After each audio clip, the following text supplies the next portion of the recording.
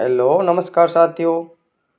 आपका फिर से स्वागत है एक नए महत्वपूर्ण वीडियो को लेकर के, जिसमें हम पढ़ने वाले हैं राजस्थान के पूर्वी मैदान के बारे में। पूर्वी मैदान के बारे में ये आज की वीडियो रहेगी। इस सेशंस एग्ज़ाम की दृष्टि से बहुत खास होने वाला है। राजस्थान में होने वाली एग्ज़ाम रिट मेंस, बीएसटीसी, पटवारी, वीडियो सभी एग्ज़ामों के लिए ज्योग्राफी का ये पोर्शन बहुत महत्वपूर्ण होने वाला है। तो चलिए आज की वीडियो में पढ़ते हैं राजस्थान के पूर्वी मैदान। पूर्वी मैदान प्रदेश तैतीस सागर का अवशेष है। ये क्या है कि तैतीस सागर के ये अवशेष है। जो अपना रेगिस्तानी मैदान है वो पहले तैतीस सागर के अवशेष थे। पहले यहाँ खूब पानी हुआ करता था, बाद में क्या है कि ये रेतीला मैदान बन गया। पूर्वी मैदानी प्रदेश सबसे नवीनतम भौतिक प्रदेश है। पूर्वी मैदानी प्रदेश प्लीस्टोन काल का है। पूर्वी मैदानी प्रदेश उत्तरी भारत के विशाल मैदान का हिस्सा है। पूर्वी मैदान प्रदेश का ढाल पश्चिम से पूर्व की ओर है। नदी द्वारा लाई गई नवी जलोढ़ मृदा द्वारा निर्मित धरातल मैदान प्रदेश है। पूर्वी मैदानी प्रदेश को खादान का कटोरा कहा जाता है। क्या कहा जाता है? खादान का कटोरा कहा जाता है। पूर्वी मैदानी प्रदेश 23% क्षेत्र में फैला हुआ है। पूर्वी मैदानी प्रदेश में राजस्थान की 39% जनसंख्या निवास करती है।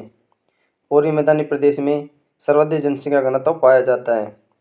पूर्वी मैदानी प्रदेश में 10 जिले हैं, जो जयपुर, अलवर, भरतपुर, धौलपुर, करौली, सवाई माधोपुर, दौसा, अजमेर, टोंक, बांसवाड़ा। ये पूर्वी मैदानी प्रदेश के 10 जिले आते हैं। जिलों के पुनर्गठन के पश्चात पूर्वी मैदान में शामिल जिले जयपुर, कोटपुतली, भैरोड़, अलवर, खैरतल, तिजारा, भरतपुर, डीग, धौलपुर, करौली, सवाई माधोपुर, दौसा, अजमेर, ब्यावर, टोंक, बांसवाड़ा। पूर्वी मैदानी प्रदेश की जलवायु आर्द्र जलवायु है। पूर्वी मैदानी प्रदेश में 50 से 80 सेंटीमीटर वर्षा होती है। पूर्वी मैदानी प्रदेश की प्रमुख मिट्टी जलोढ़ या दोमट मिट्टी है। पूर्वी मैदानी प्रदेश की प्रमुख फसल गेहूँ, जौ, चना, सरसों है। पूर्वी मैदानी प्रदेश में बहने वाली प्रमुख नदी बनास, बाणगंगा, चंबल एवं माही है। पूर्वी मैदानी प्रदेश से गुजरने वाला प्रमुख राष्ट्रीय राजमार्ग 71 भी है। पूर्वी मैदानी प्रदेश के प्रमुख अभ्यारण्य रणथंभौर, केवलादेव और सरिस्का है। यह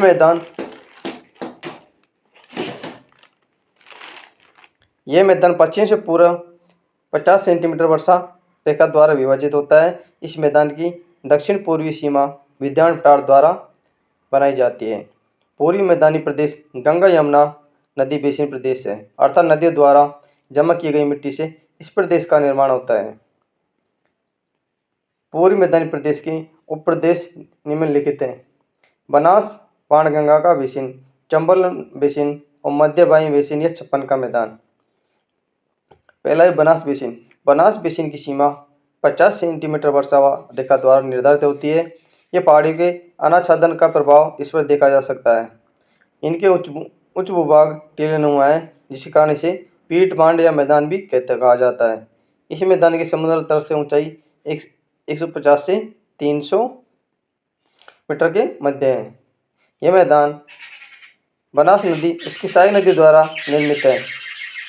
इसका ढाल पूर्व की ओर है। यह मैदानी क्षेत्र कहीं पूर्ण समतल है तो कहीं कटापटा है, किंतु संपूर्ण क्षेत्र जलोढ़ मृदा का जमाव है, जो कृषि के लिए उपयुक्त है। बनास बेसिन पीठमांड प्रदेश को 2 भागों में बांटा जा सकता है।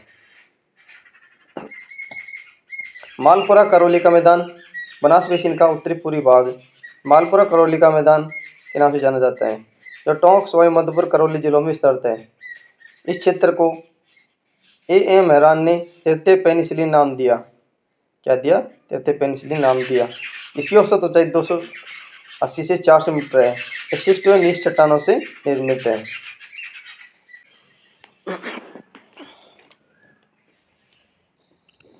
यह मालपुरा, टोंक, करौली के मध्य विस्तृत उपजाऊ मिट्टी का मैदान है, जो काव्य मिट्टी नीच शिष्ट चट्टानों से निर्मित है।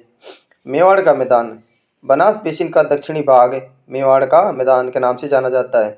जो मुख्यतः भीलवाड़ा व चित्तौड़गढ़ में विस्तृत है। खेराड़ भीलवाड़ा जिले का जाजपुर क्षेत्र। माल खेराड़ टोंक जिले का मालपुरा क्षेत्र। 2 नंबर है बाणगंगा बेसिन।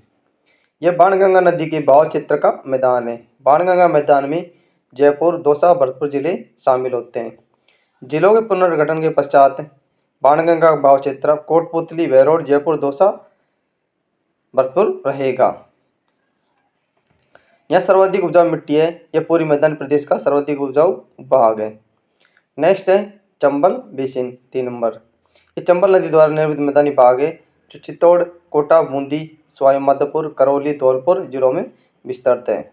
चंबल बेसिन की खंड भूमि को चादर दुल्हन भी कहा जाता है। क्या कहा जाता है? चादर दुल्हन कहा जाता है। उत्खादित स्थलाकृति चंबल नदी के आसपास स्थित ऊंची नीची कृषि योग्य भूमि को उत्खात स्थलाकृति कहते हैं। इसे स्थानीय भाषा में डांग या उत्खात भी कहते हैं। बियड स्थलाकृति बेडलैंड टोपोग्राफी का संबंध चंबल के बेसिन से है। सर्वाधिक डांग भूमि करौली में। करौली को डांग की रानी कहा जाता है, डांग लैंड कहा जाता है। डांग का राजा धौलपुर को कहा जाता है। डांग क्षेत्रीय विकास कार्यक्रम 1994-95 में राजस्थान के 8 जिलों में शुरू किया गया था। 8 जिलों में डांग क्षेत्र कार्यक्रम विकास कार्यक्रम शुरू किया गया था, जो सवाई माधोपुर, करौली, धौलपुर, कोटा, बूंदी, बारां, झालावाड़ या भरतपुर में शुरू किया गया था। 21 ग्राम पंचायत समितियों के 357 ग्राम पंचायतों में यह शुरू में प्रारंभ किया गया था। इसका उद्देश्य था इस क्षेत्र का आर्थिक सामाजिक विकास करना एवं डाकों से मुक्ति दिलाना, पर्यावरण का विकास करना। बियड रेवाइन, बियड या रेवाइन क्षेत्र नदियों के प्रवाह के कारण मिट्टी में अत्यधिक कटाव हो जाता है और गहरी गहरी घाटियां बन जाती है, तो बियड कहलाती है। ये बियड चंबल नदी के सारे कोटा से धौलपुर तक विस्तृत है। बियड डाकों की शरण स्थली कहलाती है।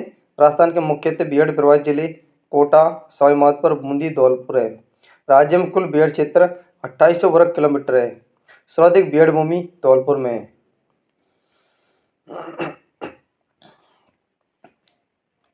चंबल नदी अपने उद्गम स्थान से यमुना में मिलने तक अनेक स्थलाकृतियों का निर्माण करती है, जैसे गार्ज नदी, कगार जल प्रपात, चिपरिका, नीक पॉइंट्स, बियड भूमि। चिपरिका नदी के मार्ग का वह हिस्सा जहाँ नदी का ढाल किसी अवरोध के कारण सामान्य की अपेक्षा अधिक होता है, जल प्रवाह अधिक तीव्र होता है। केंद्र सरकार द्वारा 1989 में कंदरा विकास कार्यक्रम शुरू किया गया। राज्य में सर्वाधिक कंदराएं कोटा जिले में पाई जाती है। छप्पन का बेसिन या माही बेसिन, यह माही नदी का प्रवाह क्षेत्र है जो मध्य प्रदेश से निकलकर इस क्षेत्र से गुजरती हुई खंभात की खाड़ी में गिरता है। माही बेसिन जिले में बांसवाड़ा, प्रतापगढ़, डूंगरपुर, दक्षिण पूर्वी उदयपुर है। छप्पन बेसिन माही बेसिन में लाल मिट्टी का प्रसार अधिक है। छप्पन बेसिन में या माही बेसिन का ढाल पश्चिम की ओर सर्वाधिक है। कांठल प्रतापगढ़ में माही नदी का बहाव क्षेत्र का इलाका कांठल मैदान कहलाता है। प्रतापगढ़ का प्राचीन नाम कांठल था, इसलिए माही नदी को कांठल की गंगा कहते हैं। कांठल का ताजमहल, काका जी की दरगाह, प्रतापगढ़। छप्पन का मैदान बांसवाड़ा से प्रतापगढ़ के मध्य में छप्पन नदी एवं नालों और गांव का समूह है, इसलिए इसे छप्पन का मैदान कहा जाता है। छप्पन का मैदान राजस्थान के दक्षिण भाग में स्थित है। बागड़, डूंगरपुर, बांसवाड़ा, माही मैदान के क्षेत्र में बागड़ी बोली बोली जाती है। कौन सी बोली जाती है? बागड़ी बोली बोली जाती है। यह बोली है जो राजस्थानी और गुजराती का सम्मिश्रण रूप है, इसलिए इसको बागड़ बोली कहते हैं, जो डूंगरपुर बांसवाड़ा में बोली जाती है। राजस्थानी प्लस गुजराती बोली जाती है। मान्यता है कि बागड़ी बोली के कारण यह प्रदेश बागड़ या वागड़ कहा जाने लगा। बागड़ प्रदेश के अन्य नाम कुमारी का खंड, बागुरी प्रदेश, नागखंड, पुष्प क्षेत्र, व्याघ्र घाट, लाट प्रदेश, पाताल प्रदेश, गुप्त प्रदेश के नाम से भी ये जाना जाता है। तो साथियों ये था राजस्थान का छोटा सा टॉपिक, राजस्थान का पूर्वी मैदानी प्रदेश। कौन सा था? पूर्वी मैदानी प्रदेश। आज का सेशन आपको कैसा लगा? अगर अच्छा लगा हो तो हमारे चैनल को सब्सक्राइब कर देना और बेल आइकन को भी दबा देना, जिससे कि आने वाली वीडियो की नोटिफिकेशन आपको प्राप्त हो सके। और नए हो तो चैनल को सब्सक्राइब करना और अपने साथियों को शेयर करना। हम आपके लिए ऐसे छोटे छोटे टॉपिक लाते रहते हैं। तो मिलते हैं ऐसे शानदार सेशन के साथ अगली वीडियो में। तब तक के लिए थैंक यू, धन्यवाद।